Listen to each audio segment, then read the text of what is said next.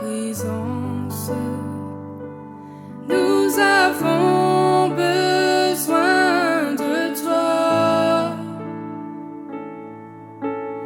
Inonde ce lieu de ta présence. Nous avons besoin de toi. Viens, esprit de révélation, souffle sur nous, souffle sur nous. Viens, esprit de révélation, souffle sur nous, souffle sur nous. Nous avons besoin de toi en cet instant. Seigneur, sois le centre de nos vies. Et comme s'élève un chant, une mélodie, témoignant de ta grâce infinie. Nous avons besoin de toi en cet instant. Seigneur, sois le centre de nos vies. Et comme s'élève un chant, une mélodie, témoignant de ta grâce infinie. Inonde ce lieu de ta présence. Nous avons besoin de toi. Inonde ce lieu de ta présence. Nous avons besoin de toi. Viens, esprit de révélation, souffle sur nous, souffle sur nous. Viens, esprit de révélation, souffle sur nous, souffle sur nous. Nous avons besoin de toi en cet instant. Seigneur, sois le centre de nos vies. Et comme s'élève un chant, une mélodie, témoignant de ta grâce infinie. Nous avons besoin de toi en cet instant. Seigneur, sois le centre de nos vies. Et comme s'élève un chant, une mélodie, témoignant de ta grâce infinie.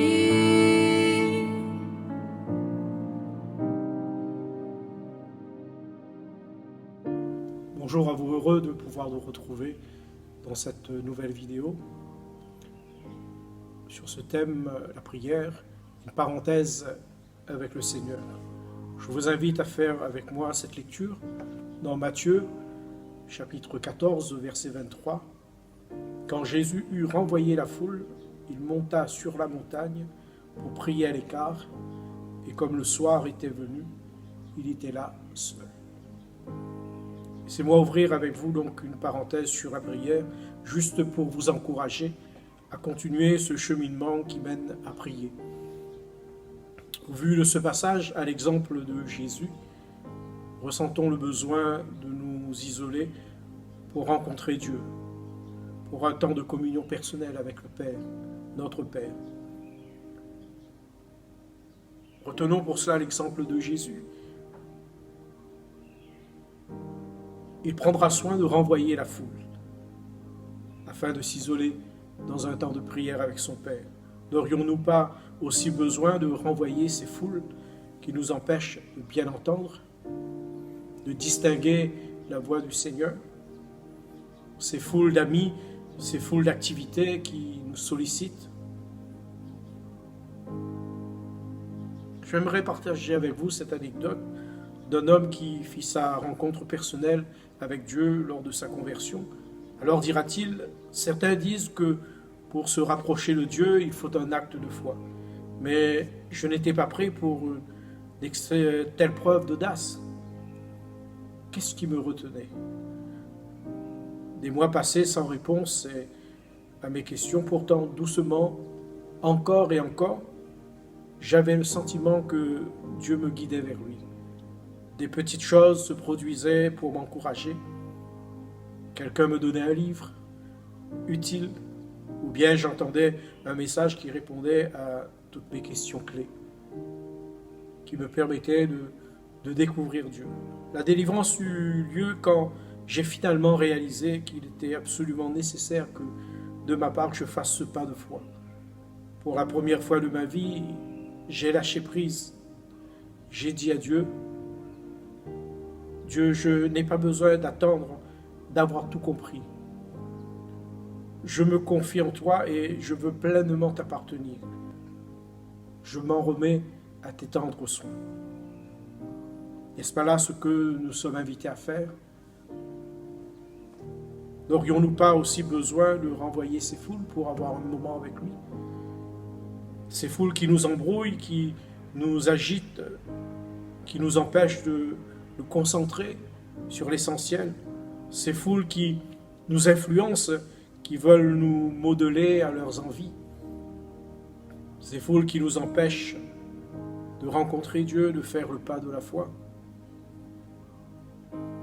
C'est dans ce temps de confinement où nous trouvons plus d'espace pour nous rapprocher de Dieu.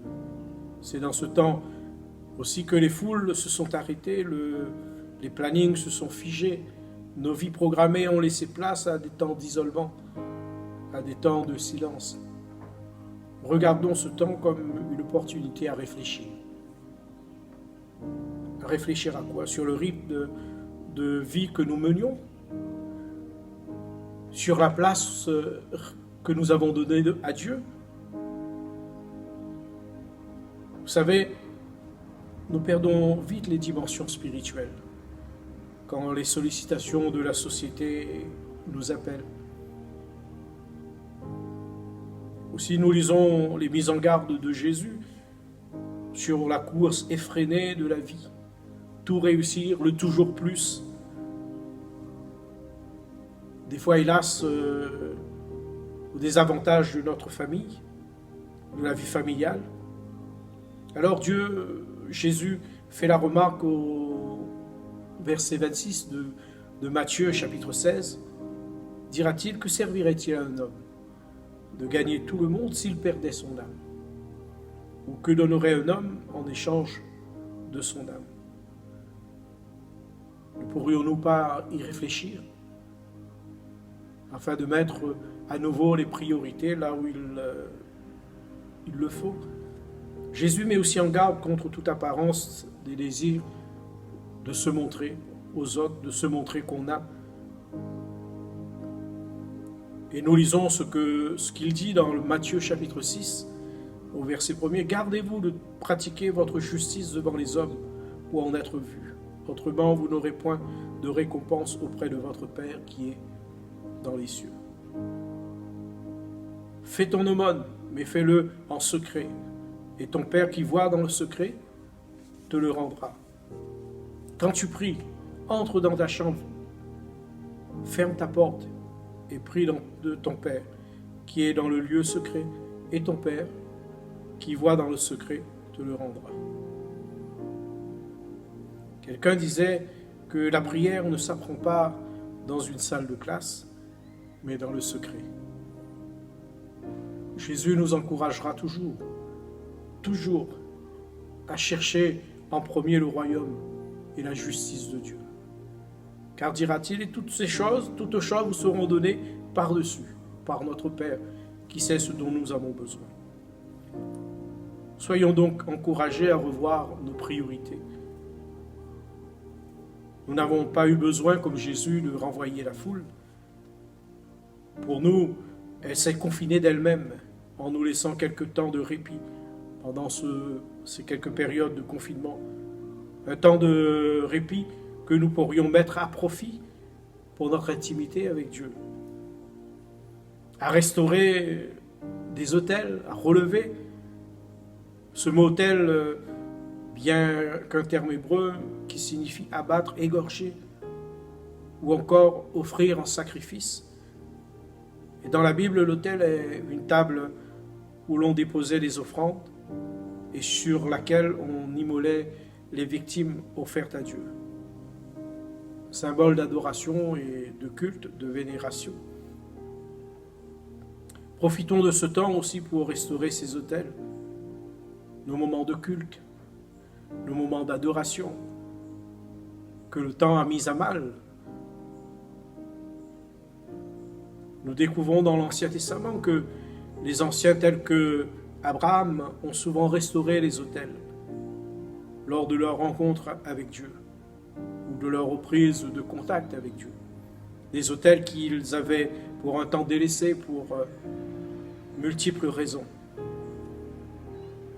Je cite les textes dans Genèse 12, verset 8, Abraham se transporta de là vers la montagne, à l'orient de Béthel, et il dressa ses tentes.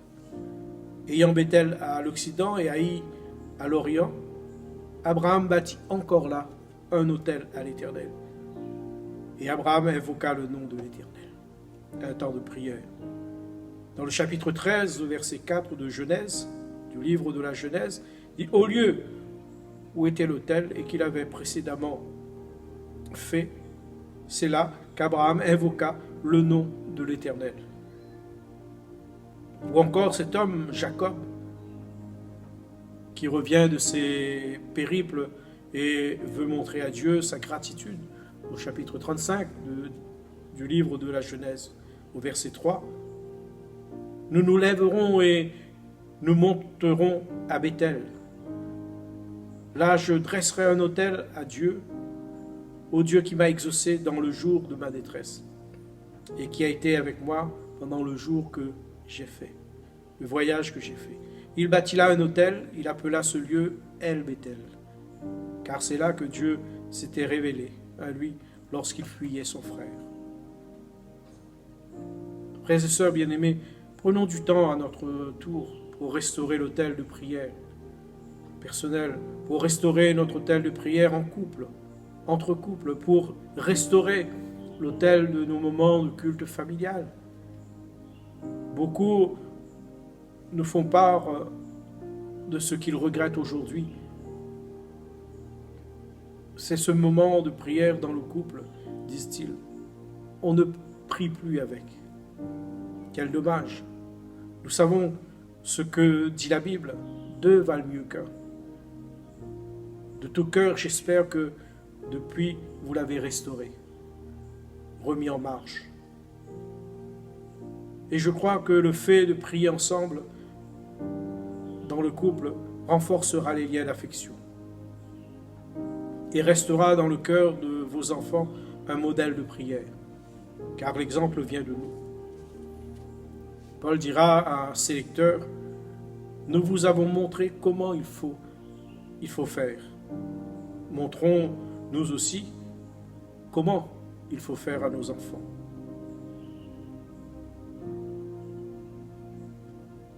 Dans un autre combat, alors que Jésus entamait justement ce moment difficile avant la croix, il invita quelques disciples à se joindre à lui dans ce moment intense.